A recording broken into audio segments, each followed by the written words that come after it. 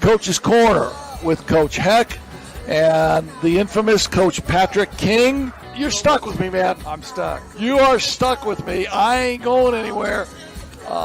There's a lot of people that are jealous of me for sitting here, and there's some people that there's a little sympathy going on at the same time. There's more people that are sympathetic to you. I'm just saying that much right now. I get a doctor's note that I can't lift but 10 pounds, right? Anything more than 10 pounds. I wake up 3 in the morning, I got to take a leak. How do I go take a leak? Oh, just remember what Ron Hecklinski said today. Man, you ain't that good. The scouting report said you were pretty good. You ain't that good. Oh, man. Are you kidding me? Good evening, everybody. Welcome to Coach's Corner with Heck and King. Today is Monday, October 28th. We have a jam-packed show for you tonight, live from Dorbin's Old Town Tap in South Bend. If you want to watch us in person, you can head on over to the bar. We'll be here until about 8 o'clock. Or if you're watching on YouTube, make sure and get in touch with us. Leave a comment in the chat. And make sure to leave a thumbs up on the video and subscribe to the channel, of course. Want to give a shout out to Tony Letcher before we start. Whether you need help with your health insurance or Medicare, you can get a hold of Tony at 574-307-8882 or visit tletcher.com. It's the letter T, LETCHER.com,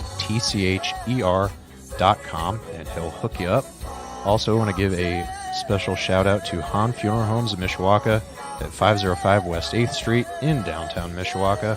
If you are unfortunately in need of funeral services, you can always give them a call at 574-255-1474 or visit their website, which is Han, H-A-H-N, funeralhomes.com. And lastly, want to shout out the Black Sedan Band, which is the music you are hearing right now. They are doing great things down in Birmingham, Alabama. They do travel. They have their own YouTube channel, Black Sedan Band on YouTube. Go look them up and enjoy their music. But for now, enjoy our show with Heck and King. Really? Thank you for the applause. I like that. I like that. We have an in-house guest tonight, Johnny Overmeyer. Johnny, be good.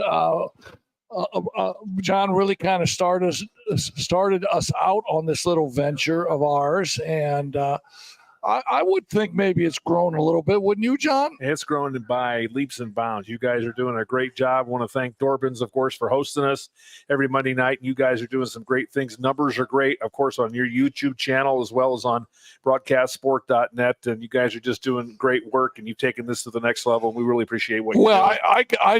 I mean, I have to say this because I'm a very humble person. I never take credit for anything.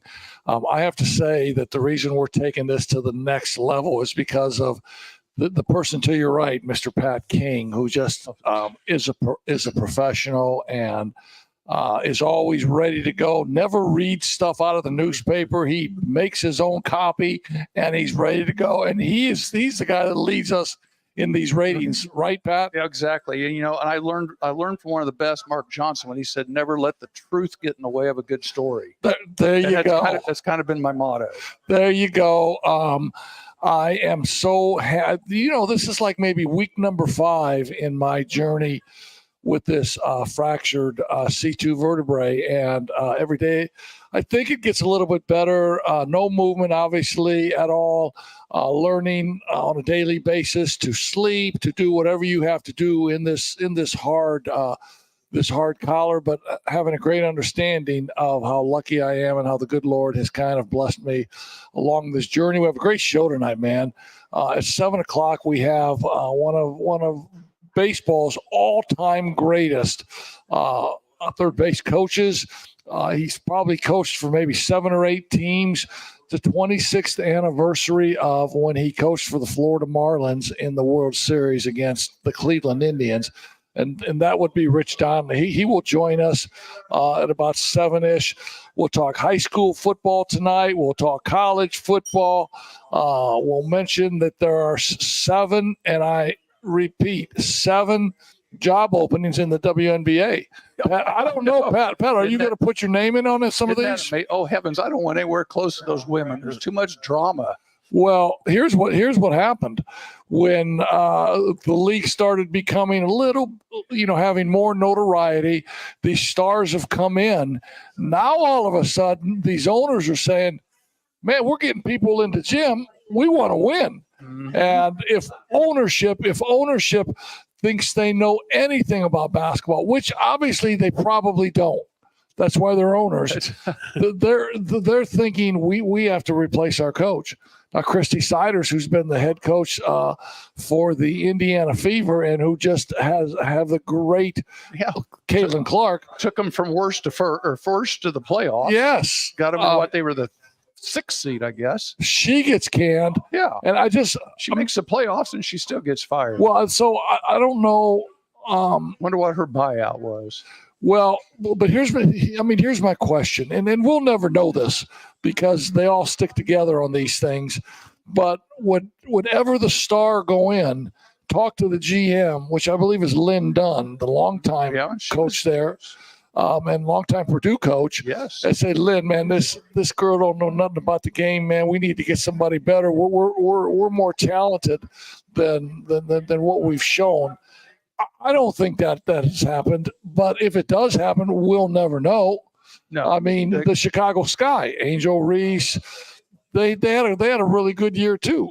They fired the head coach of the Chicago Sky, the Phoenix team, right?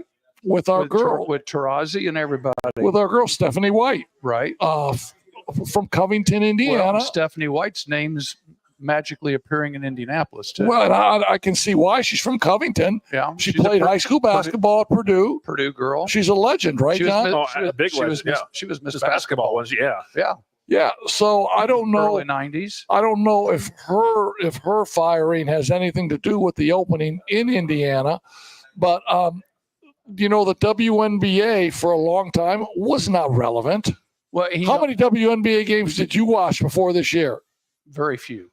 John? 0, but I did this year. Yeah, no, 0 for me too. Well, and here's the thing that's going to get interesting is the money situation. The girls are crying that they want more money, but from a business venture, I read, but they still lost $40 million this year as a total package. All right. So in the business world, you lose $40 million after 28 years. How much longer can the owners put up with that? Much less give them a raise. They're saying, look, we're losing money now. How are we supposed to give you a raise? Yes, you had a good year this year, so we didn't lose as much as we've normally lost, but we're also now putting you on charters and doing all these other nice things for you, but we're still losing money.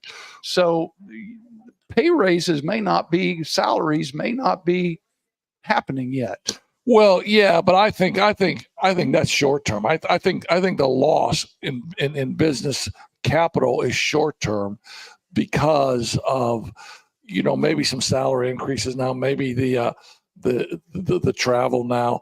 But as these arenas continue to be full, and they've got a better TV contract, and they are subsidized by the NBA. Mm-hmm. And these NBA teams that I'm watching early in the season, they got guys that CBAG. You're throwing CBAG. I know. What? Cover in the words of the great 1958. Couldn't bust a grape. Johnny Wilson. He couldn't bust a grape. Can't bust a grape. You're the next generation. And these dudes are making, I don't know, $10 million a year, and they're getting these massive contracts in the NBA. But one note in the NBA, and Scott, you'll like this. Your boy Zach Edey averaging 8.3 points a game, played 51 minutes in 3 games, hit his first three in the second game, a J from the baseline off a nice drawn kick, and he looked good shooting that J. Well, and you're a game ahead of me on that one because all I read was game number 1, played 16 minutes and fouled out. And it said they had a post-college career, fouled out 1 game. Yeah. NBA fouled out first game. So, yeah, and he's welcome to the NBA. And I mean, 8.3 points, 5 rebounds, 14 fouls in 51 minutes. And for all those people that said, he ain't making it in the league, he's too slow, he can't run in the league. He's doing pretty darn good, man. Well, and I saw the Lakers are making some decisions. Trivia: who is the bottom name on the stat sheet as far as points per minute, percentages per minute? Is Bronny James. Bronny James. So Bronny's heading for the G League. Yeah, and we knew that. Everybody knew that. He's going to play a couple games just to say no. I mean, to get into the record book and make Dad, that. He played with Dad. And you know what I say? Okay. But Bronny James isn't better than Jalen Hood-Schifrino. Whose minutes is he taking? Yeah, right no, now? that's whose minutes he's taking, and he's a second-year pro. Should still be at IU, right? Should still be at IU. I think he should be a junior or senior. Yeah, but because Purdue couldn't stop him from going right, he hit 94 points in the Purdue game, and everybody in the NBA put him on their radar. But I'm not sure. In looking at the Indiana University roster, I'm not sure Hood-Schifrino could make the Indiana team now. Well, I don't know. As I studied that roster a little bit. So they had an exhibition game, yesterday or something? Against Tennessee. Yeah, that's a nice exhibition game. That's a great exhibition game. Hopefully it'll be an NCAA game in March. Could be. Yeah. Where did you and I go Wednesday? Speaking of NCAA, one of those teams has got a ball game. They got a ball game Wednesday in Fort Wayne. We had a blast. No, so you know what I say, John, and you believe this too. God made Notre Dame number one, right? Absolutely. Yeah. So we go to the old ACC. I still call it the ACC, Athletic and Convocation Center. We walk in there. We see Micah Shrewsbury. We watch practice. Who's the first coach we saw? Who's the other high school coach we bump into? Broke my heart actually because he's just older now, man. We're all older, but Jack Edison looked like he was about 80. Didn't he? He might be 80. He is 80, but he was there. He's still coaching, watching hoops and learning. I mean, of all people, here's an 80-year-old Jack Edison. He's at practice. I mean, I thought it was great. He just can't get enough. He's got to be in the gym. Well, no. So it's the same deal now. I mean, we met Coach Owens. Coach Owens obviously looked us up because, no slap can just go to practice. You have to have some kind of a coaching pedigree. Right. And both those, anytime y'all want to come to practice, just call. I got his number. We'll take a look at what we got rolling this week, and maybe we'll go to practice again this week. They act. Einert was there. He played at Fort Wayne Dwenger, played at Purdue. He's the strength coach, maybe. I mean, they've got some good people over there. Some other people came with him from Penn State, but there's a lot of Indiana blood in that coaching staff. Yeah, there is. And they practice. They do. And you and I were talking about this. Probably 90% of the drills they do, basketball is basketball. It's the drills that we did. We ran the very same when drills. we were coaching. The same disadvantage drills, the same driving line drills, the same closeout drills, and it's refreshing to see that you and I didn't screw the game up too bad. Yeah, and it'd been interesting if we could have gone into a flashback and taken our kids over there, one of our teams over there, and just let them sit in the bleachers and watch practice, because they would have go, we run those drills. We do that. And I would say, you're right. And it just shows you that we were trying our best to set kids up to play college ball, because here they are. Think about it. We're running the same drills. And I even at the Career Academy, I'm at a 2A school, and we're running the same drills in practice that Notre Dame's running. It just shows you how basic it is, and it shows you how good Indiana basketball is, because high school players in Indiana are very marketable to colleges because they're college ready.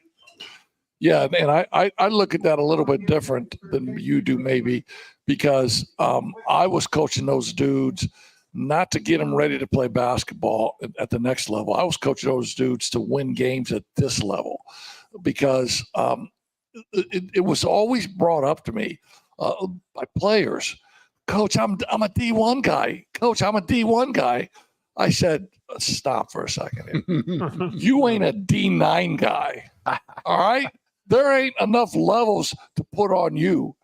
You love basketball. You want to play basketball. Get your ass to practice every day. Get better and make our team better. And then when it all shakes out at the end, we'll see what's going to happen with you. And I'm pretty sure as a guy that's broadcast basketball your whole life, you would look at players like that also. And you might also make that comment. There ain't no divisions. Just go win the game. Go win the game, help your teammates out, and go to practice every day. And if you go to practice, you learn. You're going to be a great teammate. You're going to win a lot of games. And that's what Christy Kineski does over at Penn with her girls. She's not preparing them to go to D1 or go play college basketball. She wants to win now. We're going to do this, and I want it done this way, and you need to do your part. And then it circles around. And she's got a lot of girls that have gone D1, but because they've done what they're supposed to do. Yeah, and if you're fortunate enough to play in a program where your coaches know how to do it, and the drills are very similar to what the other guys are doing, then do your players have an advantage if they are good enough? Sure they do. But let me ask you this question, Pat. I coached for 40 years. You coached for 40 years. How many D1 players did you have? One. There you go. One. So there you go. You coached your freaking brains out. Well, two. All right, which is it, damn it? One, two, or seven? One in Indiana. 1, 2, or 7? One in Indiana and one in Texas. Okay. 2. I was going to say that. One for cool. Texas. I coached for 40 years, 18 at one of the best high schools in the state, Anderson High School. In my career of coaching, I had one Division I player. And that Division I player was Eric Bush. Mm-hmm. Now, I had Dejavon Sawyer-Davis, who was the player of the year at the NAIA level. Now, not the player of the year in the Crossroads League, but the player of the year in the United States. Yes. National. And Dejavon would have been a Division I player, but he didn't have the measurables. He wasn't a great jumper, but he was an Indiana All-Star. And I'll never forget this. Butler was recruiting him. Mm-hmm. And Butler, I pleaded with Butler. I said, this dude is great, because they ran 1 million sets. And I said, you got to take him. We scored, or we played Newcastle. At Newcastle, Butler had recruited the little guard at Newcastle. Archie. No, the other little lefty. The lefty little point guard that could shoot it. I know who you're talking about. You didn't take your Magic Mind today, did you? No, you're throwing one on me. Yeah, you didn't take your Magic Mind. Magic Mind is just so freaking good, man. Sawyer Davis was what, 6'5", 6'6" at the most? He was 6'4". He was 6'4". He was a Charles Barkley type player. Yeah, he came. After the game, he scores 37. He's the little. He's the head coach at Center Grove now. The little lefty guard is the head coach at Center Grove. If you want to look that up, you can probably see who the head coach is at Center Grove. Show's over. He scores 4. Yeah. We shut him down, and because you had some guards. Yeah, and the head coach at Butler at that time was Todd. Okay, Licklider. Todd Licklider. He and I were teammates at Butler. Yeah, and Todd is waiting at the top of the steps. As you know, the locker rooms in Newcastle, you had to walk up the steps. Right. And Zach Hahn. Yes, Zach Hahn. There you go. And so Todd's waiting up there. And I walk up the stairs, and Day has 37, and Zach Hahn has 4 or 5. And I go, Todd, I said, I told you that Sawyer Davis was good. So now you want to stand here and lean against the wall and look smug, and now you want to offer a scholarship to Sawyer Davis, right? And he said, no, I don't. I said, excuse me? He said he doesn't have the athleticism. I said he controlled every part of that game from the first minute to the last minute. We beat the great Zach Hahn-led Newcastle team by 25, but yet you don't think he's good enough. And he said no. And so then Day goes on to Indiana Wesleyan. He goes on to St. Francis. They win the national championship at St. Francis, Player of the Year. Now, in today's athletic,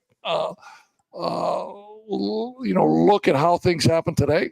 He would have been, after his second or third year at St. Francis, winning the most valuable player in the country. He would have been in the portal. He would have been in the portal. And maybe might have ended up at a MAC school or something. Maybe Youngstown State, maybe Valpo, maybe one of those schools would have taken him because Notre Dame needs a big this year.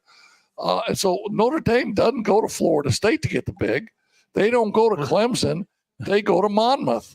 Yeah, they go to Monmouth, which is a small D1. They've got some Ivy Leaguers over there, don't they? And they take a 6'8", 6'9" Russian player Mm-hmm. who, okay.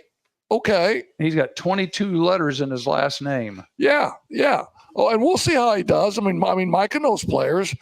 I mean, Micah recruited all those players for Purdue. Micah was with Brad Stevens over at the Boston Celtics. Speaking of that, who do we say who was sitting behind us at the practice the other day? Yeah, Braden Smith's dad. Braden Smith's dad and grandfather. His dad and grandfather. And they were Braden talking about Smith. that they were getting ready to go to Creighton to watch. Evidently, Purdue was getting ready to scrimmage Creighton over this past week. Yeah, and Creighton beat him. Yeah, and Braden Smith had 31 points. But Braden Smith played at Westfield, started as a freshman at Purdue, played the last 2 years for Matt Painter, and played for one of my assistant coaches, Shane Sumter, over at Westfield. And we had him on here last winter, didn't we? Yeah.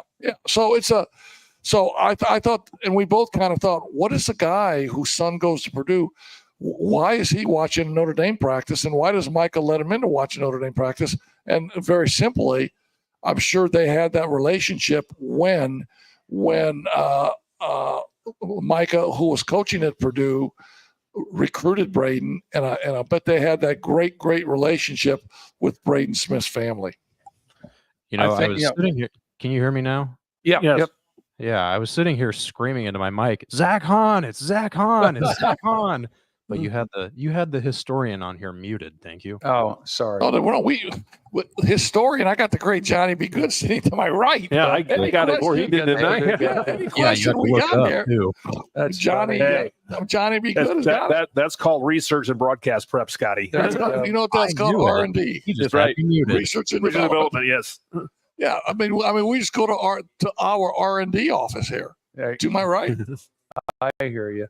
No, my angle is bad. It's my new glasses. I must have pushed. You got new glasses, man? You got new glasses? I do in the last 3 weeks. I'm you still look getting nice, used to man. after my cataract surgery. You're such a good looking guy, man. After I will say that, that my cataract surgery got me fixed. Creighton, they ended up scoring like 82 points, and they played a million different lineup combinations. So I was kind of impressed that they were only half trying and still put up 80-something points against Ryan Kalkbrenner. Well, yeah, but I don't think, and I don't know why you would say half trying. I think that Matt wasn't trying to win the game.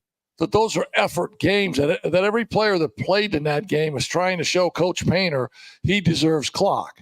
Yeah, and but so, not every lineup jives with each other. Well, yeah, and they didn't have all their stuff in because it's only the second week. Sure, but I think they were busting their butt, and so another Purdue guy transfers to Duke. Okay, yeah. Mason Gillis. Right. He scores 10 in Duke's in Duke's game the other day. Yeah, these are all scrimmages. They won by like 50. They put 100. Officially don't mean anything. Yeah. Yeah, and so Duke will have the number 1 draft pick next year, Cooper Flagg. Mm-hmm. I wonder if he's any relation to Colonel Flagg from MASH. Don't you remember the guy that always comes in when someone goes AWOL or something? They bring Colonel Flagg in. Right, chase him down. He's got all these different, like disguises on. Oh yeah, he's a priest and whatever else he was. Yeah. He's killing me. That's something. Well, hey, heck, why don't you take us to a commercial and see if Scott can get our guest on, and we'll see if we go get ready to talk some baseball. Hey, yeah, thanks for joining our first segment here. And again, before we go to commercial, let me just say a couple of things about Magic Mind. Magic Mind is so freaking cool. I take it. It's a mental performance shot now. It reduces your stress. It steadies you. It helps your focus and your clarity. There's benefits that build up over time.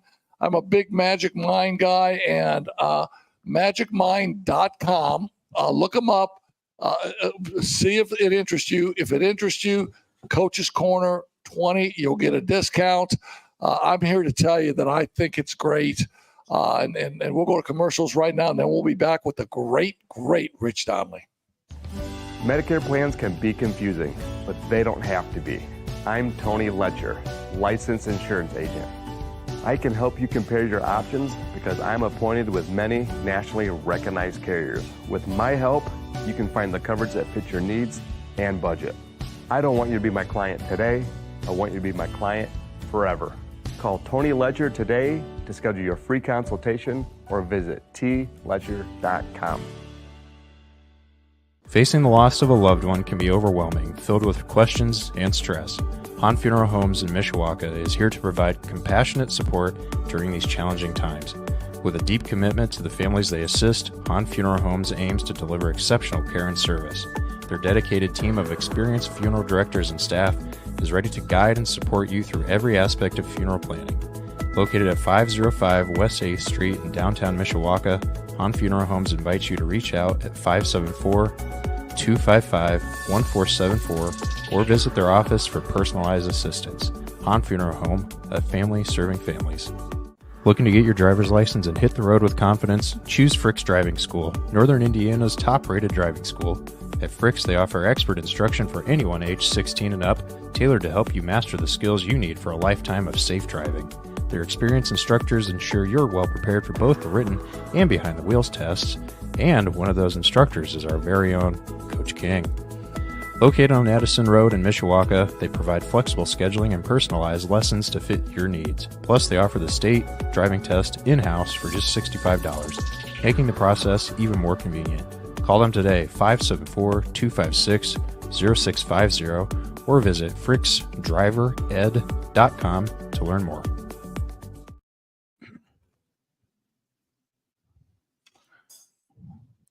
We are back. Scott's got music coming in for Oh, us. no, we got the Black Sedan Band. Come on, man. The Black Sedan Band out of Birmingham, Alabama. We're talking about drummers. The great Donnie Hecklinski, 71, played drums when he was a little jackrabbit. Started playing again 10 years ago, and now he's in a Southern rock band, travels all around the state of Alabama, and they are the absolute best, the Black Sedan Band. Like I said, they do travel. They do travel, man. They do travel. So every time I touched the basketball, I traveled in high school. If I would have been playing now with the Euro step and all these moves, I never would have got called for traveling. Hey, so Rich. We're very excited to have a recurring guest of ours back here on the Black Sedan Hotline. It's World Series champion, 25-year Major League coach, and subject of the book Chicken Runs at Midnight, which is a story about that World Series. It is Mr. Rich Donnelly. Welcome. Richie. Hey, what's up, Hep? How are you, man? Doing good. I just told Scott they got a lot of nerve and disrespect in Major League Baseball for scheduling a World Series game on a Friday night in October. No, I know, because Steubenville played, right? When the Big Red is playing, I got blinders on.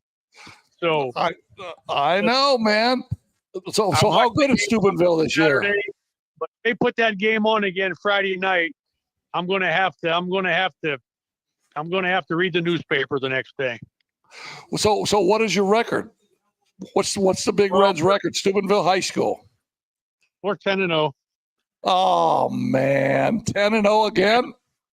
But that's our 22nd undefeated regular season. But around here, that don't cut no ice. It's what happens in the next 6 weeks.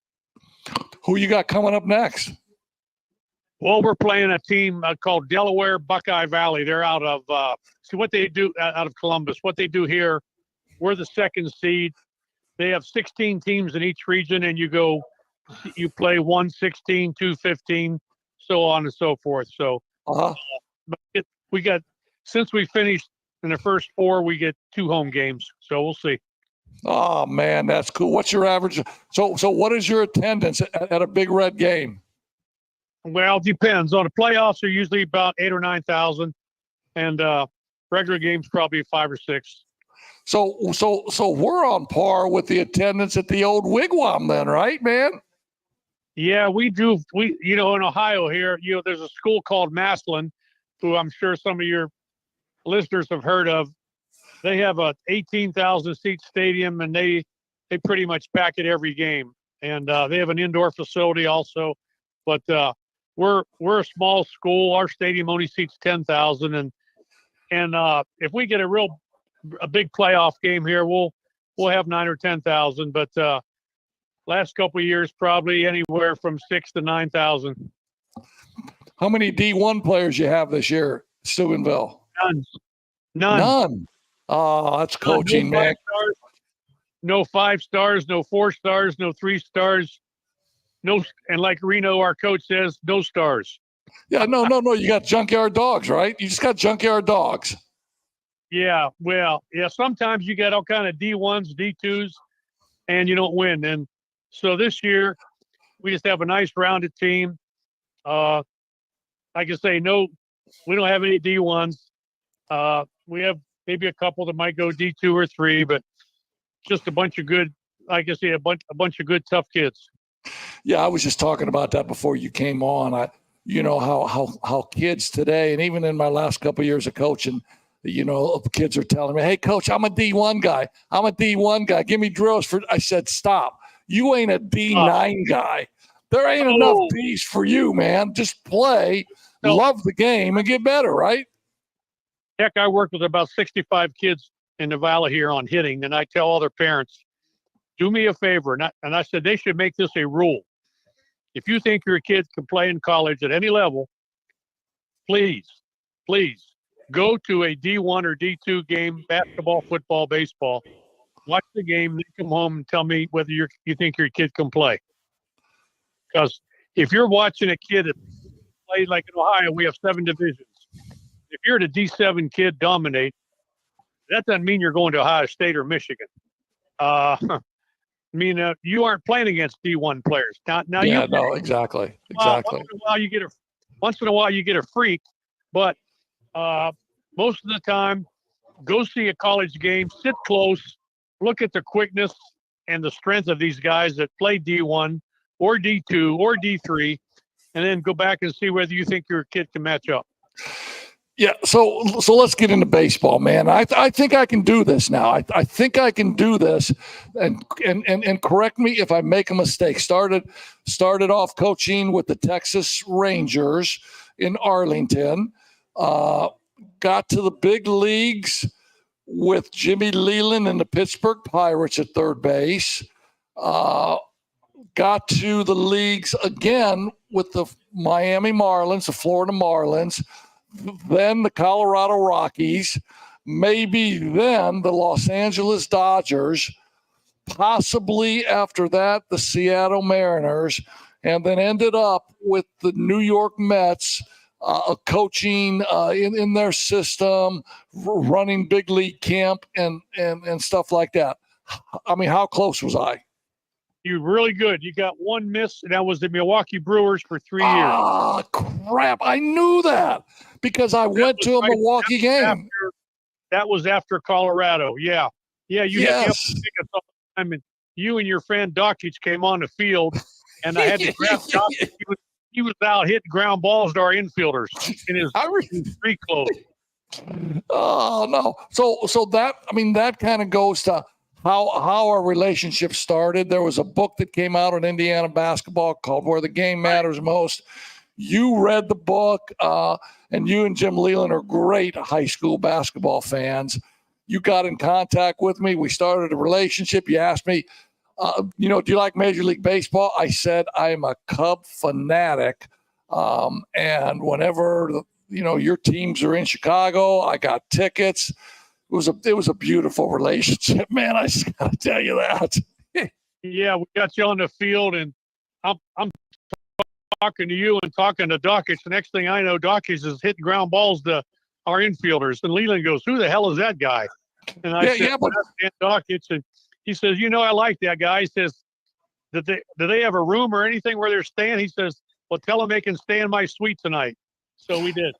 No, I remember that, and at that time, Dockich was coaching at Bowling Green, and Jim Correct. Leland was from Perry, Ohio, maybe if that's correct. And Perry- he knew, Perrysburg, yes, and he knew all about Dockich's coaching at Bowling Green. Yeah, Jim was I tell you what, over the 14 years we spent together in the office as roommates, we probably talked more college basketball and high school basketball. Yeah, you're exactly right. Do we still have Rich? Now, Scott, you're disconnected. Yeah. Okay, Rich. So on one of the nights that we stayed, Jim came in a little bit later, and obviously smoking about 2 or 3 packs of cigarettes every night. And he was meeting with his good friend Jerry Reinsdorf, who he worked for at the White Sox, right? Correct. Oh man, that was great. What 26 years ago, you're the third base coach in the Fall Classic with the Florida Marlins. And I did some research a little bit today. I mean, some of the names that were playing with you guys. Levon Hernandez was the most valuable player in that series. I mean, Moises Alou, Gary Sheffield. You had Dutch Dalton. Playing with you. Charles Johnson, the great Craig Counsell. Talk about that team a little bit. Well, when we went down there, Jim said, we're going to try to put this team together. And Wayne Huizinga was very generous so we could get some free agents. And everybody says, oh, you bought the team. Well, Jim had an answer for him. He said, of the last 4 teams, it was the Braves, the Yankees, the Indians, and us. We had the lowest payroll. Sure, yeah. And to this day, we might, of the final 4 teams, I don't know, I think Tampa Bay may have won it one year with a low payroll, but at that time, we had a lower payroll than Atlanta, Cleveland, and the Yankees. And we were the first wild card team to win the World Series also.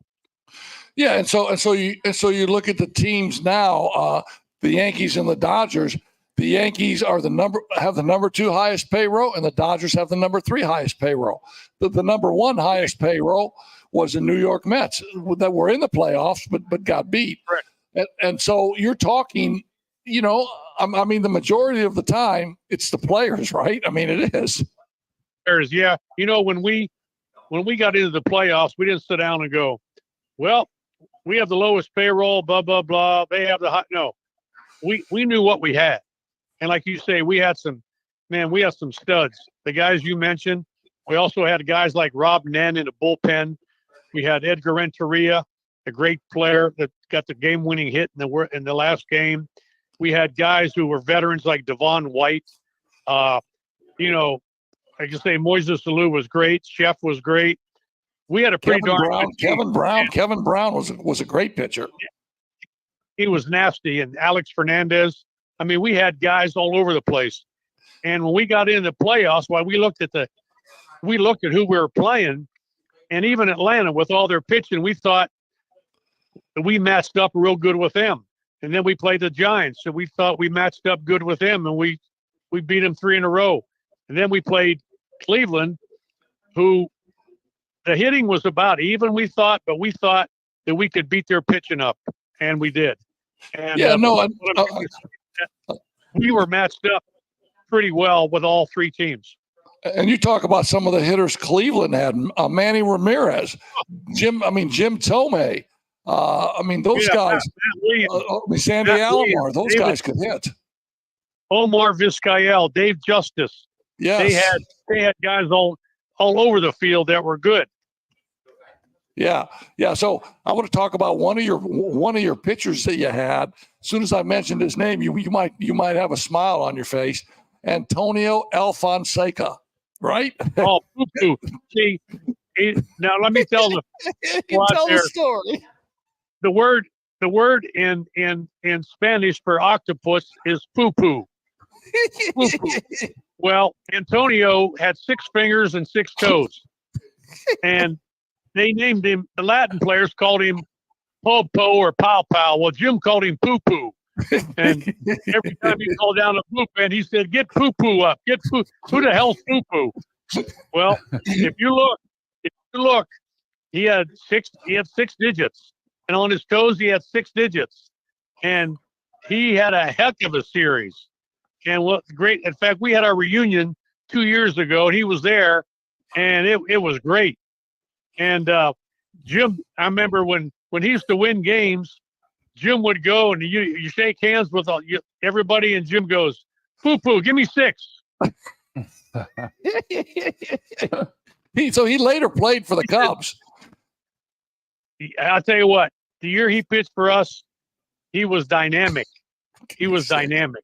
He must have created some tremendous spin on that baseball with an extra finger, right? I think Well, so, yeah. He was what I remember about certain guys, he was a tough competitor. You could put him in, bases loaded, nobody out, and man, he's coming at you. And if you look at that series, he had a heck of a series, heck of a playoffs, and was one of our major reasons why we were able to beat Cleveland. So when you look at that team, and we'll talk about Game 7 here in a minute, but did you have, maybe a favorite player or two that really stuck out to you that you just really liked? Well, that team was a bunch of good guys. It's hard to pick out one, but we had a guy who we acquired in July, and he changed the whole attitude of our team, and that was Dutch Dalton, Darren Dalton. He come in there, John Wayne, and I'll tell you what, he wasn't afraid to voice his opinion when he didn't think guys were doing what they should have done. But we had that time, heck, Jim made the trade because he said, we got a good team, but we have a quiet team. Nobody ever talked. All the guys we had there were good. They never said a word. They just played. Jim says, we need somebody to come in here and stir it up a little. And he was good friends. Jim was good friends with Larry Boa, who had Dutch Dalton. He said, you get Dutch Dalton and you'll win the whole thing. Well, when we got him, we were like, Dutch Dalton, him? He was on his last leg. Well, he come down there. I'll tell you what, he was as much responsible for the attitude of and the way we played the last half. And then, of course, my favorites is Craig Counsell, who we acquired at the trade deadline. And those two solidify. We had one guy who was quiet, but he played the game the right way. We had another who was the mentality of a linebacker who shook the whole team up, which we needed. And those two guys were, I'll never forget them, never. And you had one that probably had the most violent swing in baseball, in Gary Sheffield, right? Oh, brother, yeah. I always tell Chef, you ruined more little leaguers than any other player ever. Because all these guys tried to hit like you, and they couldn't do it. Close your eyes and swing as hard as you can. He tilted the bat, and you can't do that. No, a normal human being can't do it. But Chef was great. Great series. Had a couple big hits. Had a great catch in the fifth game in Cleveland. He jumped over the wall and saved a home run. Oh man. So now you get to that Game 7. It's tied 3-0. Your guy Kevin Brown has lost both of his starts, but then Levan Hernandez, who signed that big contract later on with the Marlins, he's won a couple of his starts. So now you get to Game 7, and the score's tied 2-0. It's extra innings. You're in the 11th inning. You got Counsell at second base, and you got Edgar Renteria at the dish, right? Yeah, Counsell was at third. Oh, third base. Yeah, the bases were loaded. And Edgar Renteria. So when you look at that team, was there a better player that you would have rather had at the plate in that scenario than Edgar Renteria? No, heck, he had 7 game-winning hits that year, 7. Mm-hmm. And I listened to the broadcast the other day. Joe Morgan was doing the broadcast, and right before he got the game-winning hit, he said, Edgar Renteria has got 7 game-winning hits, so he's not scared of this situation. The next pitch, it was over. Wow. So I want to fast forward to this now. And obviously, I mean, anybody that's been involved in any sports, when you win that championship game, the elation, everything that happens is unbelievable. But I want to fast forward or go backwards a little bit. You had a 17-year-old daughter that was that had some cancer and was in really tough shape. And I mean, baseball season is tough. You tried to spend time with her. She asked you a really weird question one night, and that's the name of your book, man. Your book that came out, which is out there, and anybody wants to read this book. Talk about that a little bit. Well, in 1992, I'm coaching for the Pirates. We got the best team in baseball. We're in spring training. We're looking forward to a great year. My family, everybody was fine. And I get a phone call from my daughter in Arlington. And she said, Dad, I got something I have to tell you. She goes, don't be mad, but I'm sorry, but I have a brain tumor. And boy, that floored me. And I'll do the story quick. I flew to Texas. She had the operation. And the doctor told us she has 9 months to live. So she stayed in Arlington for the most of the summer. She loved the Pirates, by the way, loved them, loved to be around the ballpark. She was the nanny in the wives' room, took care of all the kids, all the players' boys, their kids. So anyway, Jim, all during that year, she gets chemo, and we're talking to her all the time on the phone. We're in New York one night, and Jim gets on the phone. He says, when we get in the playoffs, we're going to fly you up for a game. Oh, she went crazy. She loved that. So I had a dear friend named Vince Genovese. He had a private plane. So he flew Amy and her best friend Cindy up for the 5th game of the 92 playoffs. And Bob Walk pitched a great game. We beat the Braves to make the series 3-2 to go back to Atlanta. And after the game, I'm taking her back to the hotel because she has to fly back for chemo the next day. She leans up. She goes, Dad, when you coach third, when you get down into your stance and cup your hands around your mouth, what are you telling those guys at second? The chicken runs at midnight or what? And we just all like, what the heck is that, Amy? I have 8 kids, and everybody was laughing, and we didn't know what it meant. So as time went on, that became sort of our family motto. We didn't have cell phones, and you'd write a letter, and like my son Tim or Bubba, and we'd all sign it. CRAM, chicken runs at midnight, because that's what Amy would do when she'd send a letter. So that was our family motto. Well, January of the following year, like we got beat in the playoffs, and January 28th, 93, Amy passed away, and we put that saying on her tombstone, chicken runs at midnight, down in Arlington. That was our family motto. We thought that was a great way to honor her, and we put it on there and thought nothing of it. So 5 years later, Jim gets a job in Florida. I go with him. And like you said, we get the playoffs. We beat the Giants. We beat the Braves. Now we're facing the Indians, and the game goes to the 7th game. Well, during the season, we acquired Craig Counsell. And my sons, Tim and Mike, Amy's brothers, they were our bat boys the whole year. And they liked Counsell a lot, but they loved the way he hit. He held his hands real high above his head. Then he was a left-handed hitter, and he flapped his left arm like a chicken. So they called him the chicken all year. He's the chicken. I didn't know they called him the chicken. I didn't know. But anyway, fast forward, we go to the 11th inning. Counsell was on third base. Edgar Renteria gets the hit. Just like you said, pandemonium everywhere. You're running around. Someone told me I kissed a police horse. I don't know if I did or not. At some point in your life, you probably did, but I don't know if you did that night. Yeah, the horse was on the field. It was crazy. 80,000 people. It was like thunder. It's like you can't believe it.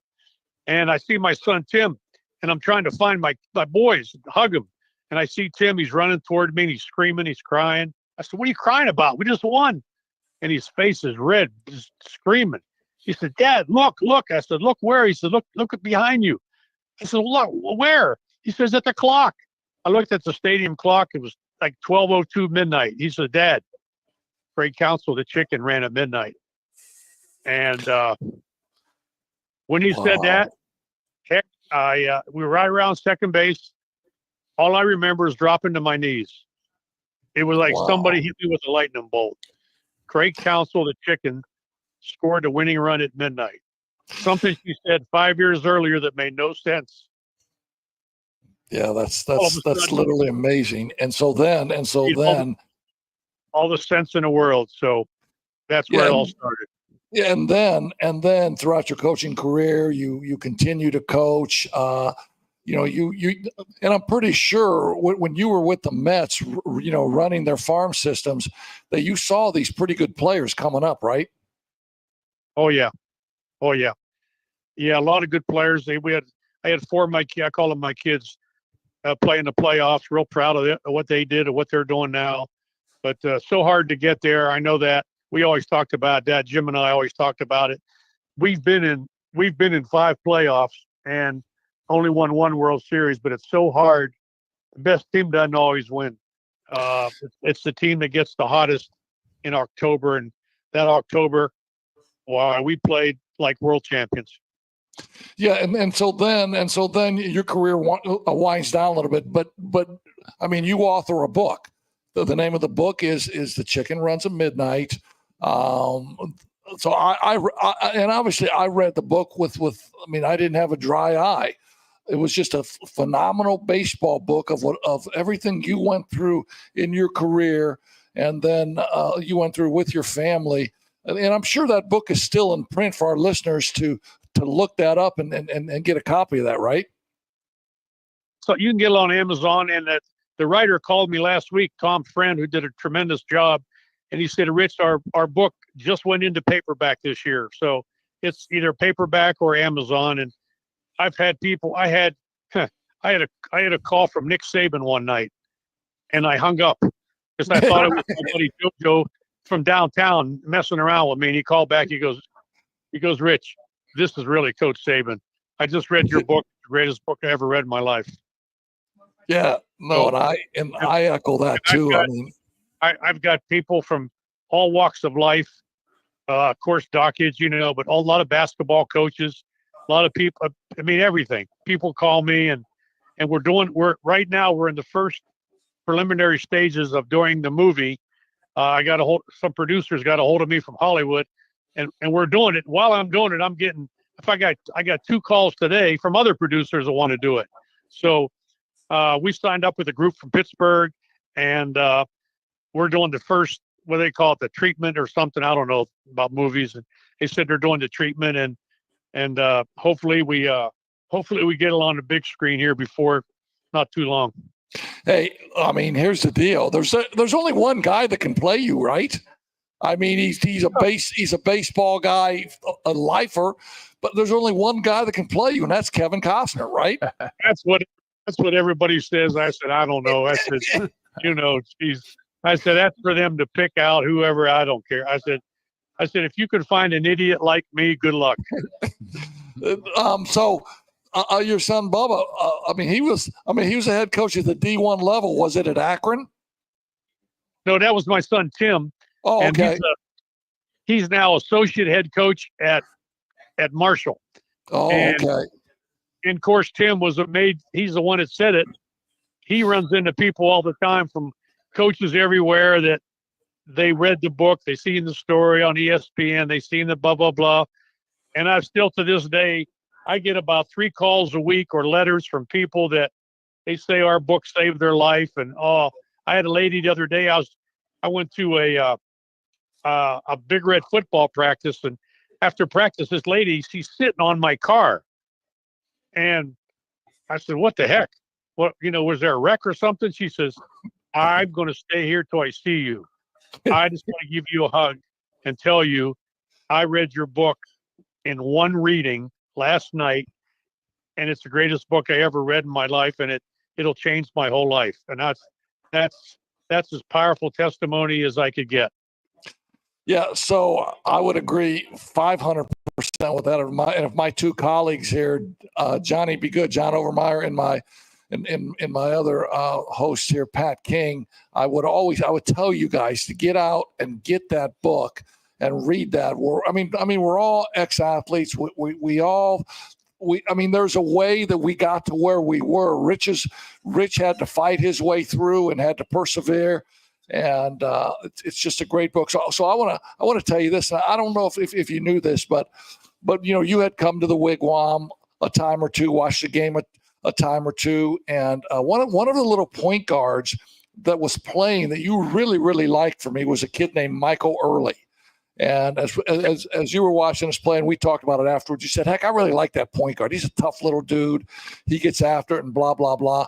Well, so he ended up playing at IU, played in the White Sox organization for maybe, 6 or 7 years. He's now the head baseball coach at Texas A&M.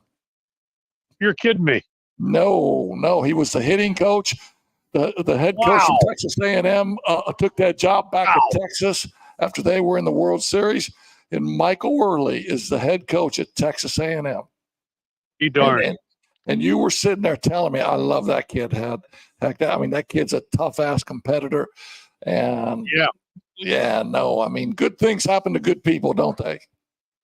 Oh, I have to tell my son Tim to reach out to him because Tim knows just about all the coaches there are around the country, and I'm going to tell him to reach out. Yes, yeah, Michael Early.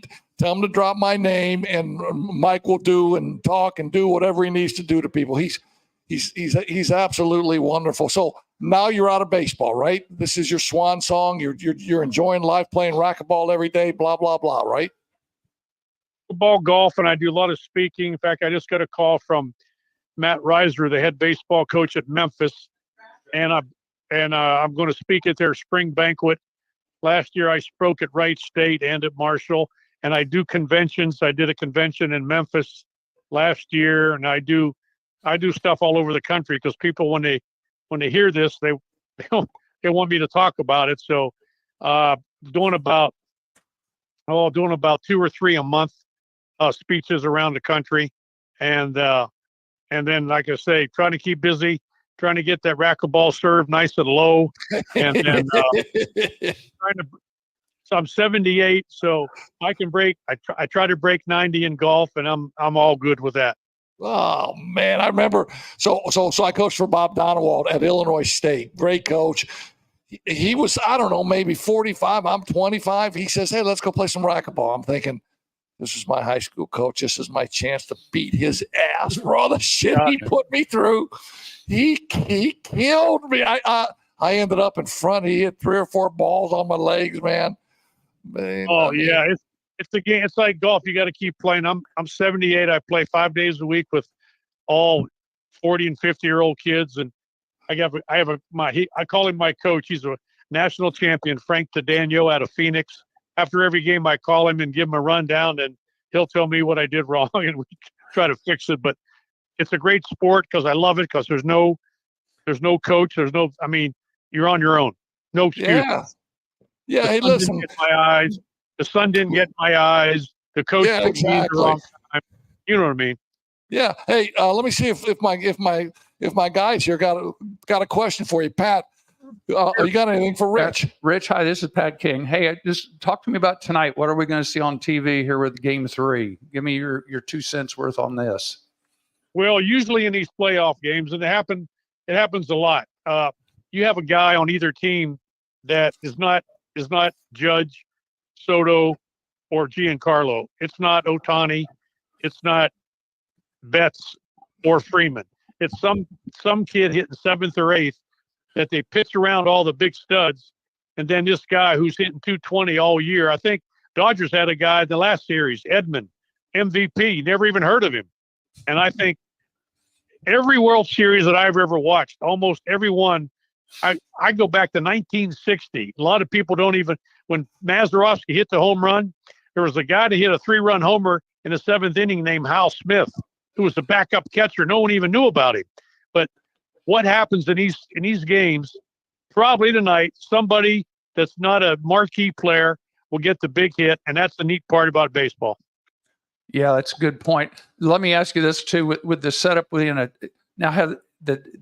running a 2-3-2 on the series as far as home and away. Is that normal? I can't remember back. Is that pretty much normal for baseball? Yeah, I think so. I don't know what they do in basketball for best out of 7. You A know, lot of times it depends on location. Again, it depends on who's hot. When we got in the World Series, we were the lowest odds to win. The Giants won the division. The Braves won the division. The Indians won the division. It don't matter. Once you get in that series, like the Mets played great, almost got to the World Series. They played great for a 10-day period. That's all you have to do. And you don't have to go out and beat the team 100 times, but 4 out of 7, hey, you can do it. And even though the Dodgers are down 2, I go back to my good friend Tito Francona when they were down 3-0 to the Yankees, and the Red Sox win 4 in a row. So you go inning by inning, pitch by pitch. And if the Yankees somehow could win 2, I'll tell you what, now you're back even, and you get the 3rd game in New York, and then, whoa, anything can happen from then on. Yeah, that's what I was thinking. I was just thinking the other side of that with the Dodgers winning both their home games, are they coming to New York thinking, okay, we just need to win 1, and we can go back to L.A. We've got games 6 and 7 back in L.A. that we can finish this off. I mean, you just wonder what they're thinking. Yeah, I haven't been through it. I don't think you think like that. You go 1 game. We got to go out. We got to win the game tonight. And then tomorrow, because if you start going, well, we got to win 1 out of 3, well, guess what? You might win none out of 3. Mm-hmm. And now you go back home down 3-2, and you're in trouble. So you got to go. I mean, it's all the coaches say it, but you can't be looking ahead. You just can't be. And you tell your guys Jim Leadson always used to tell our players, stay in the moment. Just stay in the moment that you're in.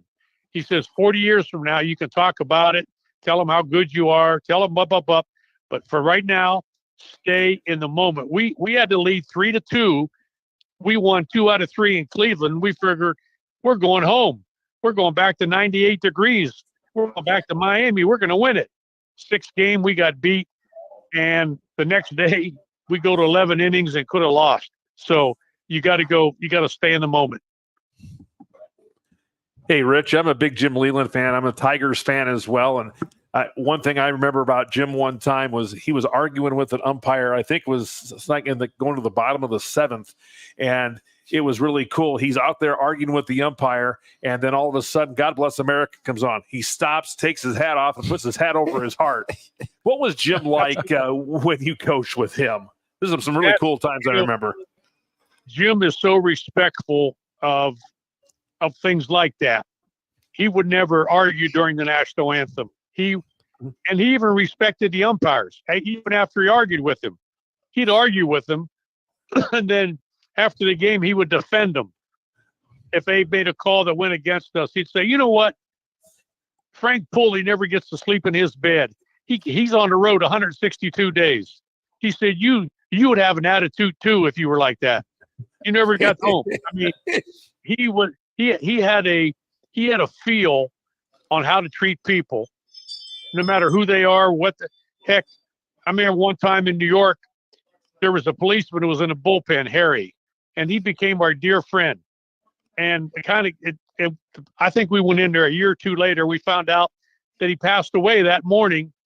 Well, we went to his funeral. That's the kind of guy Jim is. He said, we got to find out where the funeral is. We got to go. He goes, that was our man. We got to go. That's the kind of guy Jim Leland is. And I can say anybody who played for him can tell you the same thing. Yeah, he's now a Hall of Famer, man. He's in the Hall of Fame. So obviously he's one of the best ever.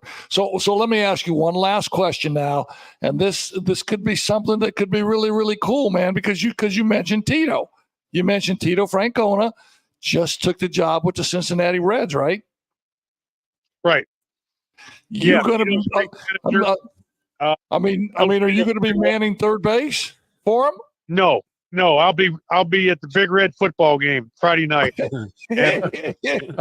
and don't. I'm 78 years old. Don't these people know now? Don't call me on a Friday night. Don't. I don't care who it is. I ain't answering it. I am not answering your phone. Leland calls me Saturday morning because he knows I won't answer the phone on Friday night. Well, I'm glad you answered the phone today. You and I have had a great friendship over the years, and it's always been wonderful to talk with you and to learn baseball, to hear the great baseball stories that always come out, because the stories in baseball are so freaking cool. I remember a story you told me that they had to do a manifest on the plane for the Marlins. And so you had to check and see which family members are coming, and you asked Gary Sheffield what his wife's name was. And the traveling. Now this is true. This is a true story. As Jeff will tell you, our traveling secretary said, "Jeff, we're going to take 5 and the kids on one plane, blah blah blah." And he said, "But for the manifest, I need your wife or girlfriend's name." And he goes, "I just call her Babe." He goes, "Well, you know her name?" He said, "Well, it's Babe." He said, "It's been Babe ever since I've known her." And so I said, "Okay, it's Babe." So he put Babe down. Oh, man. Hey, listen, man, thanks for taking a few minutes to chat it up with us. Continued good health, good luck to you, and hopefully we cross paths again. Make sure you tell Tim about Michael Early, man. I will. Heck, thanks. You're the best. And thanks, guys. You guys are great. All right. Thanks a lot, Rich. That is the great baseball lifer, actually. Oh, sure. Rich Donnelly. And the stories just come out of his mouth. I think we're going to, let's take a break here, and then we'll come back, talk some high school football, some college football. Sounds great. Can I interrupt real quick before I throw it to commercial? Yes, you can. He was talking about Massillon it's around the Cleveland area. Massillon's like a huge powerhouse in Ohio high school football. So let me give you a couple names here that are from Massillon. Paul Brown. You ever heard of Paul Brown? Wow. Earl Bruce, and what's the other one? Justin Zwick, who played quarterback for the 2002 Ohio State National Championship team, and then Chris Spielman, among a lot of other people, including Lori Lightfoot, the former mayor of Chicago. I didn't know she was from Massillon, but I thought that was interesting. Yeah, well, he did say Massillon had a stadium that seated 19,000 people. So Massillon, the Canton, Ohio area. You talk about high school. I mean, that kind of rivals the high school football in Texas, Pat. Sure does. Yeah, very much so. Very much so. That's good stuff over there in the Cleveland area. Hey, take us to break here, and we'll come back with some good stuff here from the Coach's Corner with Heck and King. Honored to have the great Johnny Be Good Overmeyer here with us tonight. Finding private health insurance can be stressful. What if it didn't have to be? I'm Tony Letcher, licensed insurance agent. I prefer to personally meet with my clients so I can get a better understanding of your needs and budget. I can even review your current coverage. I don't want you to be my client today. I want you to be my client forever. Call Tony Letcher today to schedule your free consultation or visit tletcher.com. Facing the loss of a loved one can be overwhelming, filled with questions and stress. Hahn Funeral Homes in Mishawaka is here to provide compassionate support during these challenging times. With a deep commitment to the families they assist, Hahn Funeral Homes aims to deliver exceptional care and service. Their dedicated team of experienced funeral directors and staff is ready to guide and support you through every aspect of funeral planning. Located at 505 West 8th Street in downtown Mishawaka, Hahn Funeral Homes invites you to reach out at 574-255-1474 or visit their office for personalized assistance. Hahn Funeral Home, a family serving families. Are you ready to take the driving skills exam but haven't gone through formal driver's education? Frick's Driving School has you covered. If you're at least 16 years and 270 days old, which is like 9 months, and have held a valid Indiana learner's permit for at least 180 days, which is like 6 months, you can schedule your driving skills exam with Frick's. They provide the vehicle for the exam. Just bring yourself, a can-do attitude, and a ride to and from the office. The exam takes about 20 minutes, and appointments can usually be scheduled within a few days, and costs $65. Call 574-256-0650 or visit fricksdrivered.com and book your exam today. Back with more Coach's Corner with Heck and King, live from Dorbin's Old Town Tap. The episode is titled Call 'em Butter because they're on a roll, which is referring to the Notre Dame Fighting Irish. So I'm sure we'll get into that here in a moment. And without further ado, here's more of Heck and King and John. Hey, I thought that interview with Rich was phenomenal.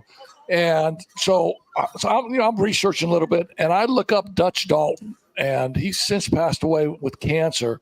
He was a great catcher for the Phillies, and they did pick him up midstream. He was a fiery type of guy. The only reason that I was able to ever even think of Dutch Dalton and remember him was because of Magic Mind. Magic Mind, they're a mental performance shot, and they're just wonderful. That was a great segue. Steady, calm energy, focus and clarity, and reduce stress. So if you're in the market for any product like that, and you want to remember who Dutch Dalton is, take a shot of Magic Mind. MagicMind.com, Coach's Corner 20, and you'll get 20% off. So so our segue coming back. Notre Dame football, guys. So Notre Dame football. Yeah, so Notre Dame moves up to number 8, and justifiably so. They've only lost one ball game. Yeah, and they're not just beating people now; they're dismantling people as a 51-14 victory over a previously undefeated Navy team shows. Well, it really did, and I know Navy turned the ball over 6 times, but that Notre Dame defense is for real. They have really shown. After that loss to Northern Illinois, they've really shown they can shut anybody down, no matter what style of offense is. Riley Leonard has really improved, especially in the passing game. I think he's making better decisions. He's learned the offensive system a little bit more, and I think he's taking some more shots downfield. And that running game, obviously, is just with Jeremiah Love and Jarian Price, man, they're awesome right now. And that offensive line's starting to gel too. Well, and with all these SEC teams just beating each other up, well, it makes you're gonna move up. Notre Dame just keeps continuing to win. And one of the things also that's helping Notre Dame in the polls is Texas A&M is continuing to win. Yeah, Texas A&M cracks the top 10 for the first time. They're 7-1. They beat the Brian Kelly-led LSU Tigers 38-23, and good for them. Good for them. They're a good football team. Mike Elko's a good football coach, another former Notre Dame assistant. And I think you said it best maybe last week, Pat, when you said that Riley Leonard didn't have a spring. No, he was injured. There was no time to develop chemistry with receivers. There was no time to develop patterns and just 100 throws, 1,000,000 throws. He was injured. So the longer this goes now, he's coming into his prime. Now, would he have been into his prime a little bit sooner had he been there in the springtime? I got to think yes. You would think so. I think what I mentioned last week was August and September for him really was April and May for spring ball. Exactly. So, they went through the struggles. And he mentioned today, I listened to an interview earlier, they threw the ball to 11 different receivers in Saturday's ball game. 11. Yeah, he's 13 for 21 for 180 yards. And he mentioned, he says, I'm very comfortable throwing it to whoever. I said, I don't look for one particular person. If we run a pass route and whoever the primary is, it might be 3 different people depending on who the X or who the Z is that particular route. And if he's open, I'm throwing it to him. I have no trouble throwing it to anybody. And I think he proved that when they threw it, to 11 different people for targets on Saturday. Yeah, and obviously there's spring practice for a reason. It's the time to develop chemistry, right, John? Absolutely, and that's and one of the things I've heard from Riley Leonard is after the spring, and he didn't have that spring, he did have some of the wide receivers come down to where he lived, and he did practice some route running and some passing with those guys. But I think you're right. I think it took some time to develop that chemistry, and I think it's really starting to show now. It's at game situations, and you think about the first 2 or 3 games. All he did was, when in doubt, run the football. And now he's not running the ball nearly as much. He's sitting back there in the pocket throwing the ball. Well, I mean, if he's stepping up in the pocket, he's got his head up and he's looking up the field, as opposed to stepping up in the pocket with his head down and taking off, Exactly. a la Justin Fields. But here is I think the major difference is the offensive line has had time to gel also. Yes, they're getting better. And the other thing is, as John mentioned, the defense continues to get better. You know, here's a Navy team that said what they had not had a turnover since game 1, And they turned it over 6 and times. they have 6 turnovers in one game against Notre Dame. Yeah, there's a reason for that. And averaging like 48 points a game. Yeah, and they were, I think it said the stats showed they were like 2.5 per rush against Notre Dame. That's not very good. And when you talk about Notre Dame's defense, you have the 2 stout defensive tackles up front, Howard Cross and Riley Mills. Yep.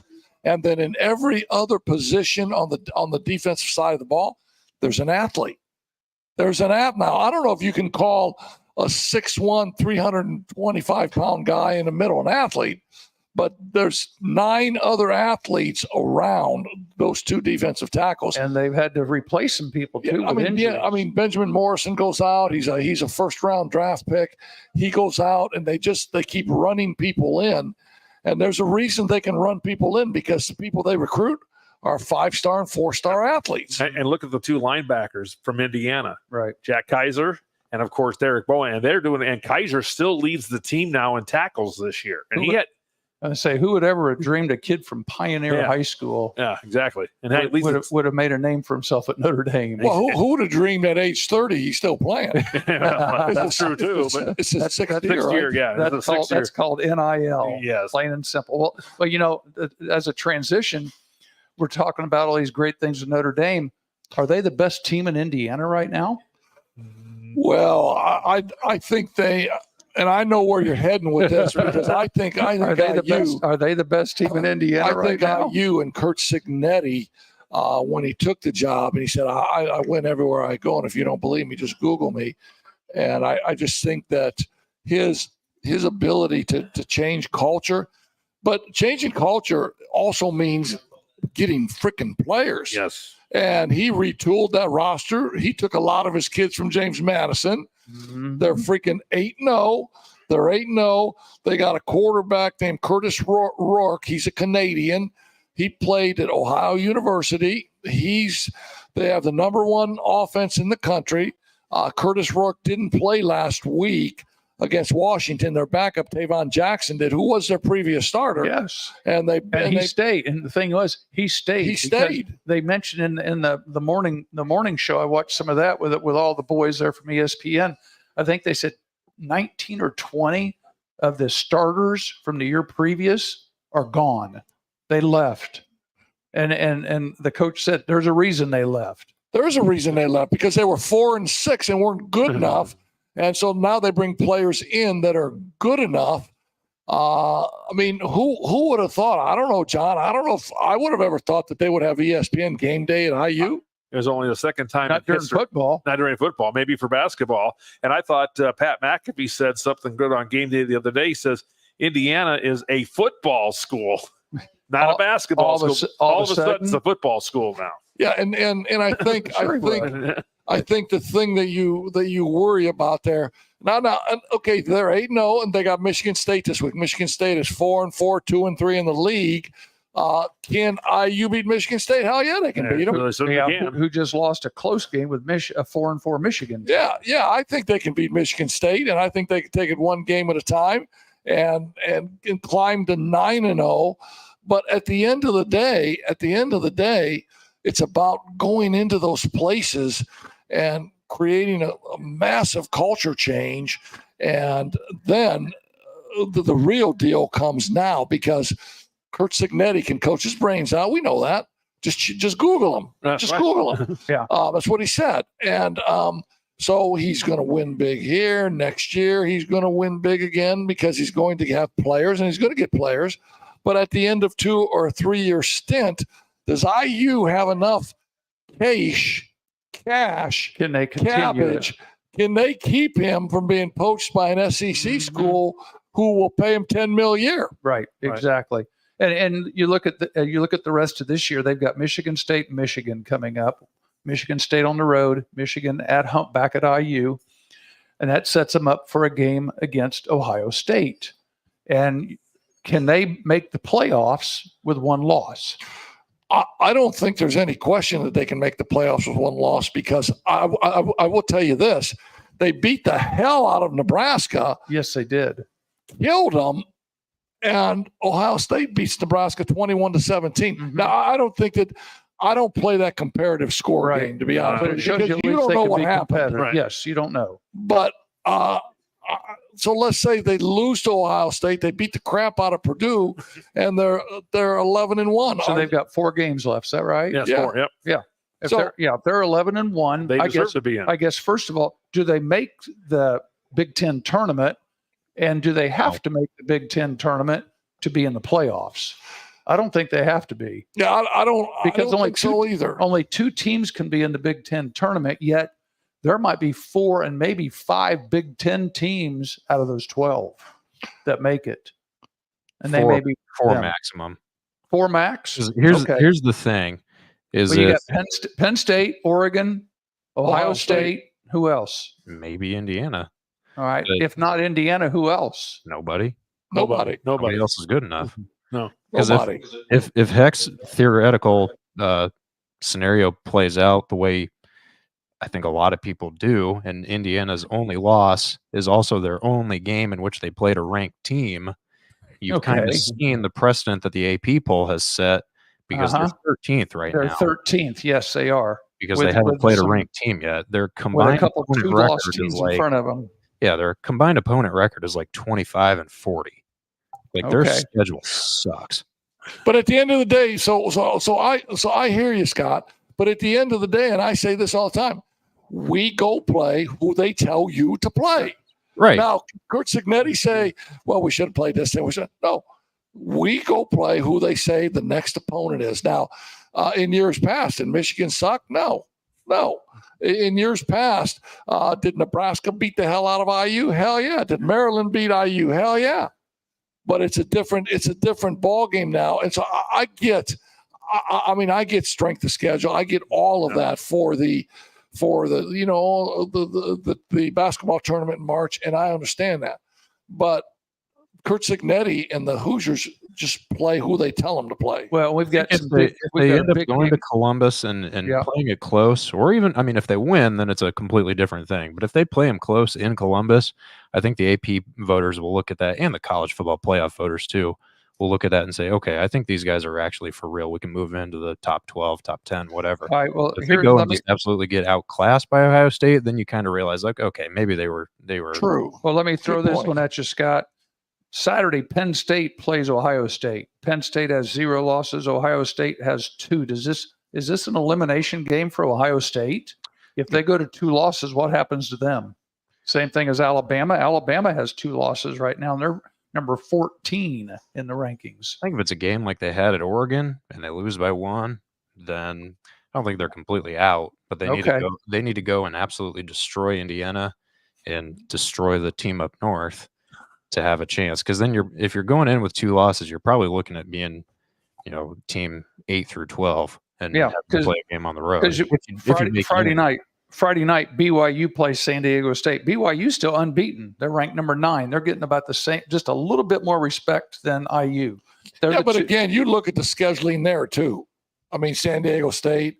That's not exactly the type of schedule that you're playing in the Big Ten. right. In the Big Ten, they're beating each other's brains out, right, Well, John? and I mentioned Yeah, Texas. exactly. Texas A&M has 1 loss. They're ranked 10th, Yes, they are. but they play at South Carolina. So again, that's going to be a statement game for A&M this weekend as well. A&M still has to play Texas too. And Okay, that's for right, one of that's those right. teams, it's going to be their second loss. Yes. And at the top, you've got Oregon, and they come to Michigan this week. Oregon's going to destroy them. Right. Yeah. That's, Yeah, I think so. That's going to be a Yeah, negative score game. Well, All right, and how then there, about Georgia and Florida? and again, world's biggest Georgia, outdoor cocktail party. Yeah, that's all pregame stuff. Once the ball's kicked off, can Florida stay on the field with Georgia? no. I'm just going to say a no. I think you're right. No. And we haven't even mentioned Miami. Miami has gone from Frauds. from Yeah, are they I are they agree, a Scott. fraud? Yeah, they're a fraud. Oh, Well, they're and it won't 100% a fraud. They've needed the refs to win like 3 games for them. Well, that's a good point. And they play Duke this week, so the jury will still be up because if that game's close, then that'll be an indictment on Miami as well. I still remember years ago when the convicts played the Catholics. Oh, stop it! So I saw the guy with Dame, a shirt a few weeks ago. I saw this shirt last week. That's right. and Notre Dame now has a bye. Will play Florida State, and so a lot of people circled that Florida State game to be the big game, but Florida State has just gone. I mean, they're in the toilet bowl. Virginia at home, Army at New York, and then out to Southern Cal. So we'll see. I thought one of the most interesting things that I heard this past weekend was every day, Marcus Freeman will bring something up to his team about Northern Illinois, about how you weren't ready, how you let all that stuff creep in, blah, blah, blah. Where other coaches have the mindset that that's over with. We ain't never speaking about them again. But Marcus Freeman talks about that with his team and is very forthright with that. And shows them the video of that game. Look. Yeah. We can't do this again. But every time he basically has said to the media, I'm doing that so we focus on what we need to focus on. And that's Today. We're going to get better today. Yes. And every week he's doing that. He's showing them filming. He's bringing that up in practice. We got to get better today. And who did Northern Illinois play this past They week? got their ass beat by Ball State. Our Cardinals beat them. Yeah, I know. So what is that? So can Ball State beat Notre Dame? They Sure. start doing all- No, you never. Hey, they almost did a few years ago. I saw them play Vanderbilt pretty close. Yeah, last they week. played That's- Vandy pretty close. Well, They I'm got the best looking wide at- receiver coach in the country. Yeah, Not named exactly. Brian Hartline. Yeah, I know. Hey, I'm looking at if we had to do the playoffs today, the best ACC team right now, Clemson, right? they've got Miami listed. Okay. I think it's Clemson. Miami and So, Clemson don't play each other. They're going to play each other in the ACC title game, barring something crazy. the So I guess the we'll really best- find out. Yeah, that'll be the decision. The best Big Ten team is Oregon. The Okay, best SEC is Georgia. Let me ask the panel a question here.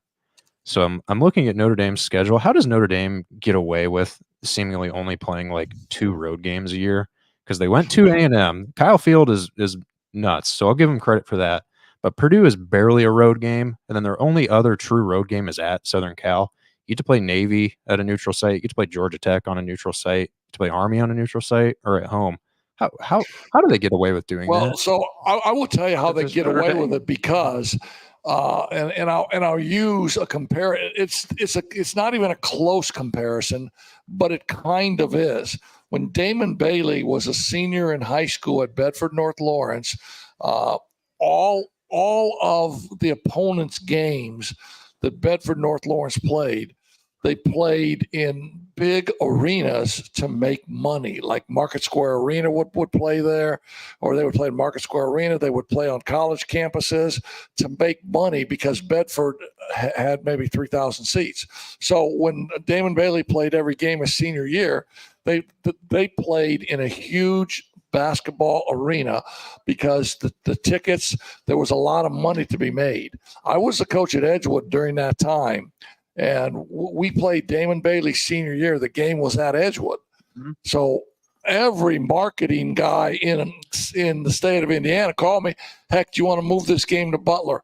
Heck, do you want to move this game to Market Square Arena?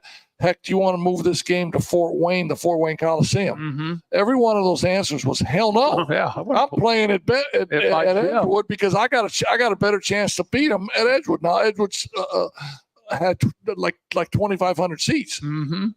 The seats didn't matter. It was trying to win the game. Right. Well, there's a lot of money being made for Georgia Tech playing that game at Mercedes-Benz Stadium. Mm-hmm. There's a lot of money to be made playing these games at other stadiums. And then if you're Notre Dame, you're taking the home field out of play.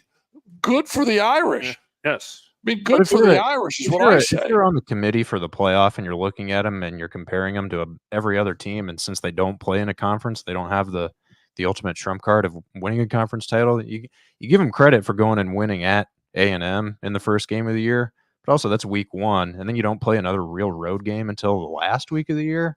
Like, okay, if they're going to be a maximum of the 5 seed, are you sitting there, splitting hairs and going, well, are we sure? Like, obviously, they're going to want them in for the money aspect of it, but if you're really trying to get the best 12 teams, if it comes to that, like, I don't know.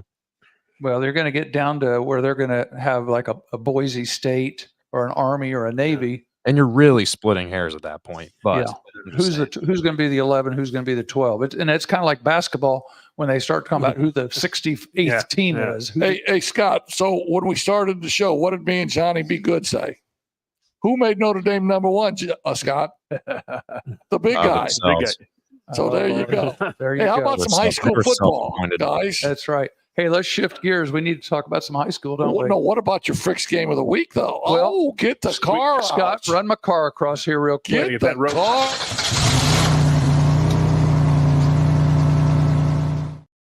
This segment brought to you by Fricks Driving School, fricksdrivered.com.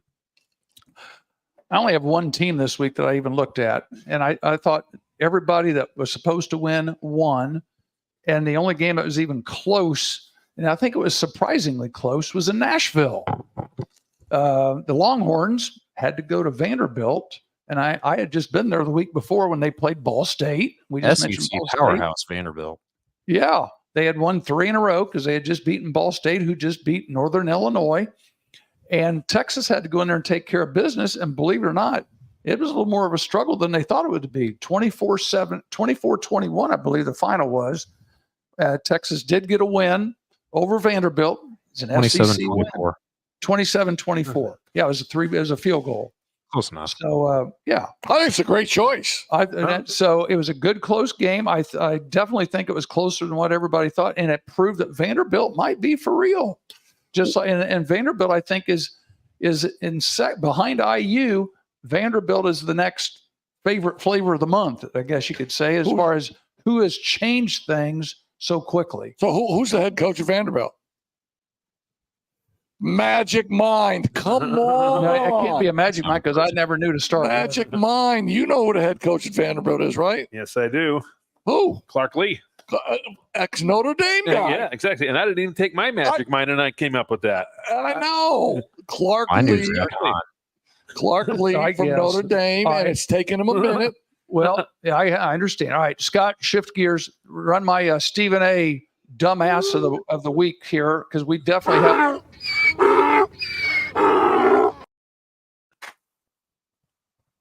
This segment brought to you by ourselves. If you want to sponsor the segment, I don't know, call me. All right. Yesterday afternoon, I'm surprised Heck is still vertical. I thought he might have thrown his neck brace at the television on this one. Last play of the game, Washington Commanders and the Bears. And we could single it out. And one of their players who was busy talking to the crowd with last play of the game, a couple seconds left, the Washington Hail Mary. So our dumbass of the week is going to be the secondary of the Bears. Yeah, I concur 900%. Tyreek Stevenson, number 29, is going back to get set up for that play. He's physically turned towards he's over in the corner of the end zone of the Washington Commanders. He's pointing at him, talking shit to somebody. Yeah, and the play started. Yeah, and he was still there. He's still talking shit to people in the crowd. Said, "Oh yeah, I'll be right back." And he turns and sprints. Now, I don't know on the Hail Mary play. It was described very, very well. You got 2 guys in front boxing out like you do in basketball. You got a jumper that's got to jump, and then you got a guy that's supposed to be in the back behind the lowest player of the other team, and the Bears shit themselves. Let's just say that the Bears shit themselves, and it's embarrassing. I'm a Bear fan, and it's embarrassing. Number 29 should not even take the field next week. He should be fined. He should lose a game check. Matt Eberflus, that's directly at him. Yes. That a player would do that knowing that the head coach, they're going to see that on film. Sure they are. And Sure it they doesn't are. matter if the play works or it doesn't work. You don't do that. And then there's the play right there. There's the play. Caleb Williams came in fourth quarter. The Bears offensive line, terrible. And Caleb Williams is the most sacked quarterback or has the least time to throw out of all games last weekend. He rallies him. He takes him down. They score with 22 seconds left. And I know, Johnny, you're looking at me and you're saying, shut up, Heck. My team scored 52 points. That's right. We put 52 on the board together. Yeah, I know. I know. You're and we're ready in to first say place. that. So Let's run down US 31 real quick down to Indianapolis. If they don't put Flacco in this week, Yeah, tell the youngster to go sit down. Yeah, for Anthony amen Richardson. to that. Amen They- to that. Anthony There Richardson. needs to be an Did you see the investigation. whole thing about He him? needs to go back to college. Yeah, he took himself out of the game on that out. third play because he was tired. Okay, you're in the red zone and he's tired. He needs a break, coach. He's like a wide receiver running down the field on a go pattern. need a Take blow. me out one play, coach. I need a break. He took himself, you know he what took I'm himself saying? out for a third down and 23 handoff. All they had to do is hand the ball off this third. They were in field goal range. It was third and goal. So from you like know the what I 27. would have said? I'd say sit down. I would have said, son, have a seat for the rest of the game. Get your heart rate back to normal. Joe Yep. Flacco, get your ass in there. Well, that might be the rest of the season. Yeah, I agree. Some high school hoops, and then the fine staff here at Old Town Tap, Dorbert's Old Town Tap, has brought out our meals, and you guys can talk high school. I'm heading over there to chow, I bet man. you are. I bet you are. Well, hey, 6A and 5A get to play this week, John, and you and I will be out someplace. Just real quick here in the north, Crown Point's still the team to beat. Up here in Sectional 1, you got Crown Point and Penn that should be winners. I think the game that everybody's going to be paying attention to is over in Fort Wayne. I'm sorry, it's Fort Wayne Snyder at Elkhart. Over at Rice Field. And that should be a good game. Believe it or not, Elkhart's 8-1, probably the best team they've had in years, and they're still the underdog. Snyder's going to, bumped up from 5A to 6A, and they're still they should win that game. Yeah, you and I both have seen Elkhart in person this year. They've got some players, but unfortunately, they also lack a little discipline, and Yeah. I think that can come back and bite them this week. And here's one I thought was interesting. Carmel plays at Zionsville, and you guys geographically think about it. Carmel and Zionsville are neighbors, right? Yes, they sure I are. looked it up today. They have never played each other. Well, they will now. This will be the first time they've ever played. Westfield hosts West Lafayette. They go to they've got to host Harrison. Harrison's had a nice season. They're 6-3, but I don't think they can play with Westfield. And then you got the neighbors again.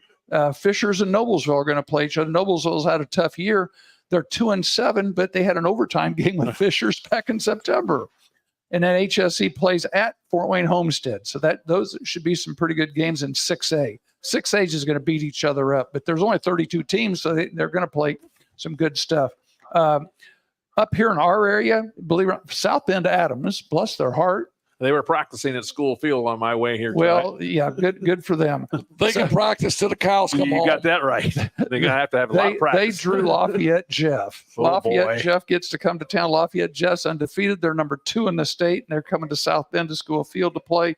The winner of that's going to play the winner of the McCutcheon-Kokomo game. Warsaw and Goshen play. Concord's number 1, undefeated. They've got to go over to Fort Wayne Northside, who's 5-4.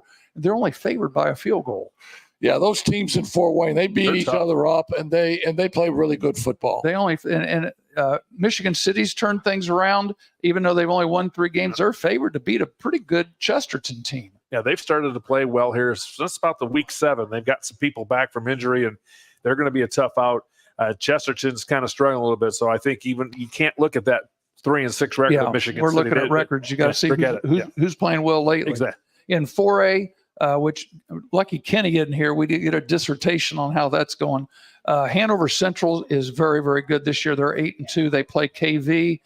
New Prairie has to go over to Hobart. I will be at the Hobart New Prairie game. Over to the Bricky Bowl. Yeah, Again. again, I went over there 2 years ago. That should be a good game. That should be a field goal, give or take. So that'll come down to the wire on that. Hang on, for the people that aren't from here, who is KV? Kankakee Valley. They're from I'm sorry. Wheatfield. Yeah, they're from out in the Wheatfield. Wheatfield. That's where where they're from. that's where the school is. Yes, it's in Wheatfield. It is an A Wheatfield. Mishawaka's pretty good this year. They're in the sectional against Plymouth and Northwood. East Noble. Take St. Joe in that game. Are you? I'm taking the Huskies in that Well, game. it's So I at said St. St. Joe against who? Northwood. Northwood, and they're home. I'm taking the Indians. So am There I. you go. So am I. You mean the Father Blyes? I'm taking the Indians, and I'm taking obviously Mishawaka. Yeah. And Plymouth is kind of, remade on- themselves. Yes, they have. The good sectional, I'm going to call it the good sectionals over in Fort Wayne. East Noble's 9-1, and they play Leo, and that should be a dandy. That should be great. That should be Leo who? That's it. Leo the Lions. Leo the Lions. Oh, Yeah, okay. That Leo game's in Lions. Butler. I thought it was Leo. And Leo Sametti. and again, we found out last week, Leonardo Columbia City DiCaprio. found out the hard way. Don't sleep on Fort Wayne Dwenger. Dwenger is one of those private schools that's played a tough schedule. They're 4-4, but they're playing very, very well right now. Hey, speaking of East Noble, can I shout out one? Yeah, the go right greatest ahead. East Noble grad of all time, Your wife. my wife. You better say that too, big boy. Get that thrown in You better there. say that, and you better make sure she's listening too. That's right. John, you're going to be at Lebanon. I'm going to be at Lebanon The this Friday. Logan Berries won last week. Yeah. You saw that game. Tell me a little bit about Logan Sport, what you think you're going to see Friday night. Wing T offense. They like to run the football a lot.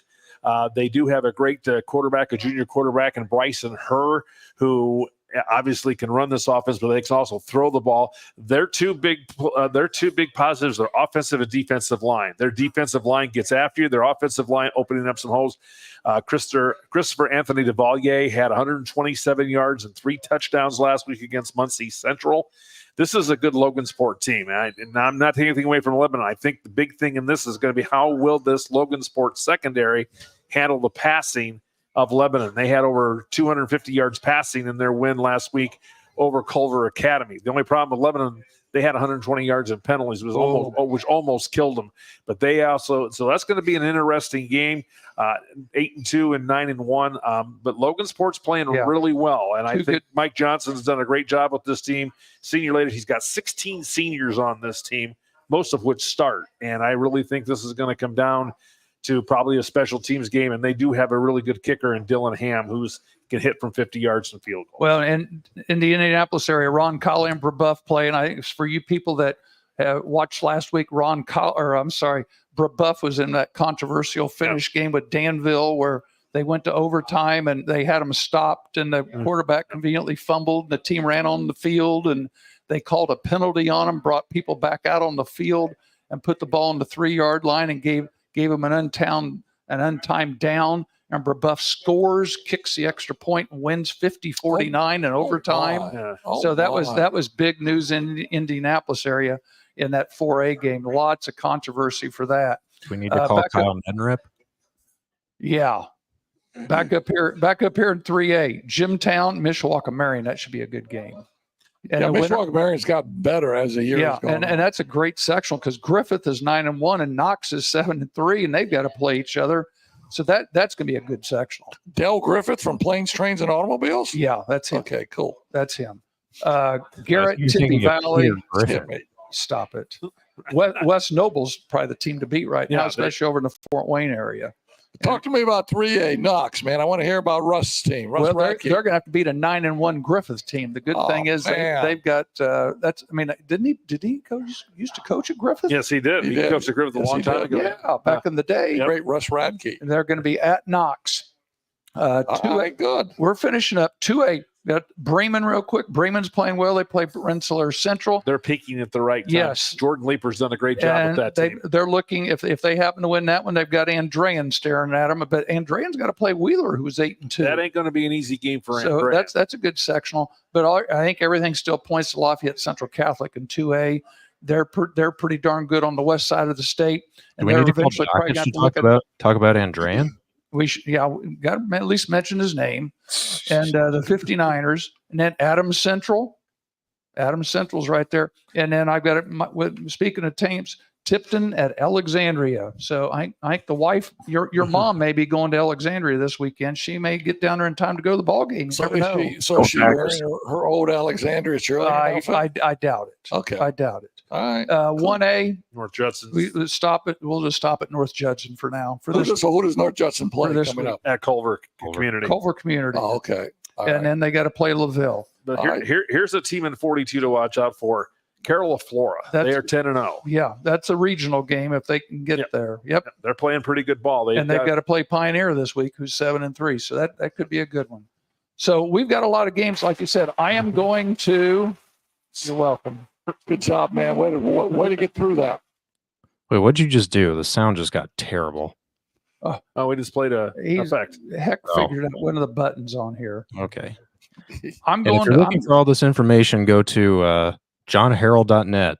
Yeah, Yes. I'm going to the Hobart Bricky Bowl. The Bricky Bowl. Yep, you and Kenny. That's where Paul Condry's. That's the young He's guy. The Bricky. He's a brickie. Yeah, He's a Bricky. so we'll get a He's a chance. brick house. Got a nice place over there, and you're going to Lebanon. I'm taking a 2.5-hour trip to Lebanon. Rick Mount. Yeah, country from- absolutely. Maybe Rick will be shooting in the driveway. From Yeah, I'm gonna 60 stop by and from say, hey. 60 years ago.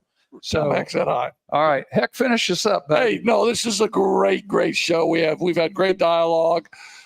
We talked a lot of sports. Had the great Richie Donnelly on to talk baseball and to talk about his human story about his daughter, and the chicken runs a midnight deal was amazing. And so hey, Buy the book. It's available on Amazon. yes, buy the book. Chicken's running midnight. Buy the book. And Pat, I got the book. I'm gonna let you read it. All right. That'd be a good one. Yep. So It'd be great if you could read. I know. It's got pictures in it. it's got great pictures. Your boy Q's on here talking about the Lions and the Titans, by the way. Well, yeah, Q and I are friends because of the Lions. Okay. We need to the go to Lions, 2 shows the a week. Lions are really good, by They're the good. way. They are the pick to win the NFC, by the way. They're the best team in the NFC. I mean, they Dan are. Campbell is a no-nonsense Yep, coach, absolutely. and he was a no-nonsense player. He was a tough-ass player, and he's a no-nonsense guy. Yes. Mike LaFleur, the head coach, Green Bay's won their last 2 games with field goal kicks at the end, at the buzzer. Yeah. And the Lions those are play in beaters. Green Bay on Sunday. Yeah, So that'll be a fun one. Yeah. Well, we're getting ready to watch Game 3 of Yes. the World Series at Yankee Yeah, Stadium. so here's the deal. Can Aaron Judge get a hit? Because he hadn't got a hit yet. He's 1 for 9. They What's keep the over-under on that? they keep throwing sliders at him, and he's just going to swing right over the top of them. Well, he needs to give Javi Baez a call. Yeah, no And kidding. learn how to not hit that slider because don't swing, guys. Yeah, just don't. You guys are the best, man. Can't wait till next week, John. Thanks for absolutely. jumping in with us and having a blast. Pat, you are the We did absolute fine. best, man. There we go. Scott, good job tonight. Thanks, Scotty. Yeah, baby. That'll do it for this week's edition of Coach's Corner with Heck and King. Make sure to join us again next week. We will be right back here, same time, same place. And yeah, that's it. Thanks. Bye.